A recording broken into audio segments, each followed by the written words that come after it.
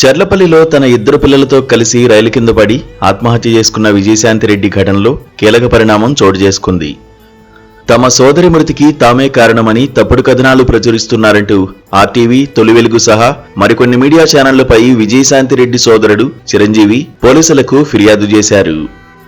ఈ సందర్భంగా మీడియాపై తీవ్ర ఆగ్రహం వ్యక్తం చేసిన చిరంజీవి, మా చెల్లిని, ఆమె పిల్లలను ఎంతో ప్రేమగా చూసుకున్నాం, ఆమె చావుకు మేమెలా కారణం అవుతాం అంటూ ఆవేదన వ్యక్తం చేశారు.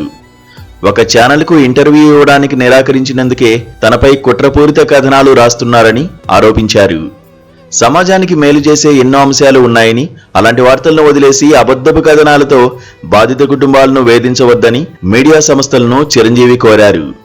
తప్పుడు వార్తలు ప్రచురించి తమ కుటుంబ పరువుకు భంగం కలిగించిన వారిపై కఠిన చర్యలు తీసుకోవాలని పోలీసులకు ఆయన విజ్ఞప్తి చేశారు.